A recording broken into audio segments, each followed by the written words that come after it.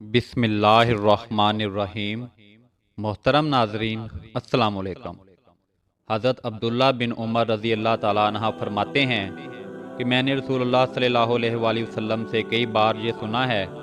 آپ صلی اللہ علیہ وسلم فرماتے کہ بنی اسرائیل میں کفل نامی ایک شخص تھا جو ہمیشہ رات دن برائی میں پھنسا رہتا تھا۔ کوئی سیاہ کاری ایسی نہ تھی جو اس نے چھوڑی ہو، نفس کی کوئی ایسی خواہش نہ تھی جو اس نے پوری نہ کی ہو۔ ایک مرتبہ اس نے ایک عورت کو 60 دینار دے کر بدکاری کے لیے آمادہ کیا۔ جب وہ تنہائی میں اپنے برے کام کے ارادے پر مستعد ہوتا تو وہ نیک بخت بیدار کی طرح تھرتھرانے لگتی۔ اس کی آنکھوں سے آنسوؤں کی جڑیاں لگ جاتی ہیں، چہرے کا رنگ پھک پڑ جاتا ہے، رونگٹے کھڑے ہو جاتے ہیں، کلیجہ بانسوں اچھانے لگتا ہے۔ کفل حیران ہو کر پوچھتا ہے کہ اس ڈر، خوف، دہشت اور وحشت کی کیا وجہ ہے؟ پاک دامن شریف انتہا باسمت لڑکی اپنی لڑکراتی زبان سے بھرائی ہوئی آواز میں جواب دیتی ہے، مجھے اللہ کے عذابوں کا خیال ہے۔ اس کے عذاب و کام کو ہمارے پیدا کرنے والے اللہ نے حرام کر دیا ہے۔ یہ فاعل بد ہمارے مالک جزوال کے سامنے ذلیل رسوا کرے گا۔ محسن قدیمی کی یہ نمک حرام ہے، واللہ میں نے کبھی بھی اللہ کی نافرمانی پر جرأت نہ کی۔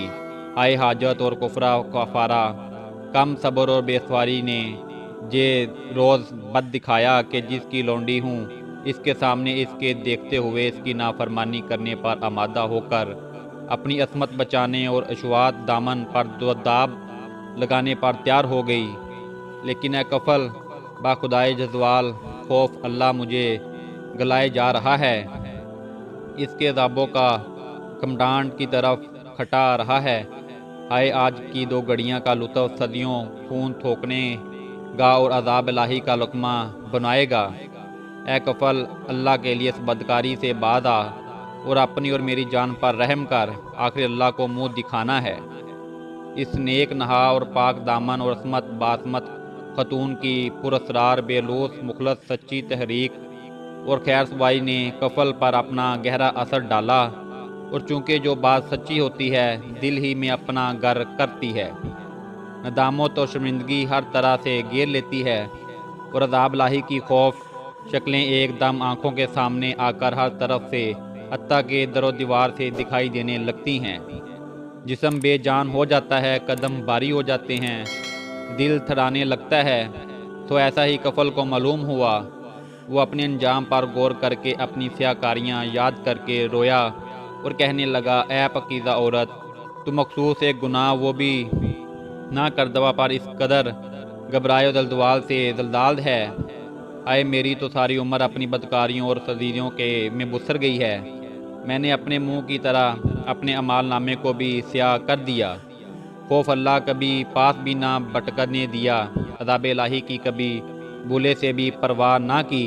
اے میرا مالک، مجھ سے غصہ ہو گیا، اس کے عذاب کے فرشتے میری طاق میں ہوں گے، جہنم کی غزید غضب اور قہر آلودہ نگاہیں میری طرف ہوں گی، میری قبر کے سانپ بچھو میرے انتظار میں ہوں گے۔ مجھے تو تیری نسبت زیادہ ڈرنا چاہیے، نہ جانے میدان حشر میں میرا کیا حال ہوگا۔ اے بزرگ عورت، گواہ رہ، میں آج سے تیرے سامنے سچے دل سے توبہ کرتا ہوں کہ آئندہ رب کی ناراضگی کا کوئی کام نہ کروں گا، اللہ کی نافرمانیوں کے پاس بھی نہ بھٹکوں گا۔ میں نے وہ رقم تمہیں اللہ کے واسطے دی اور میں نے اپنے ناپاک ارادے سے ہمیشہ کے لیے بادیاب آ گیا۔ پھر گردہ داری کے جناب باری تعالیٰ توبہ استغفار کرتا ہے اور رو رو کر اپنے مال کی سیاہی دھوتا ہے۔ دامن امید پھیلا کر دست دعا گزار کرتا ہے کہ یا الہی عالمین، میری سرکشی سے درگزر فرما، مجھے اپنے دامن غفوری میں چھپا لے، میرے گناہوں سے چشم پوشی کر مجھے اپنے عذابوں سے آزاد کر۔ حضور صلی اللہ علیہ وآلہ وسلم فرماتے ہیں، اسی رات اس کا انتقال ہو گیا۔ صبح کو لوگ دیکھتے ہیں کہ اس کے دروازے پر قدرتاً لکھا ہوا ہے، یعنی اللہ تعالیٰ نے کفل کے گناہ معاف کر دیے اور اسے بخش دیا۔ سبحان اللہ۔ حاصل غرض اس واقعہ سے ہمیں یہ سبق ملتا ہے کہ ہم نے چاہے جتنے بھی گناہ کیے ہوں، ایک بار اللہ تعالیٰ سے سچے دل سے توبہ کر لیں تو اللہ پاک ہماری توبہ ضرور قبول کرتا ہے۔ محترم ناظرین، اگر آپ کو ہماری ویڈیو اچھی لگی ہو تو ہمارا چینل سبسکرائب کر لیں۔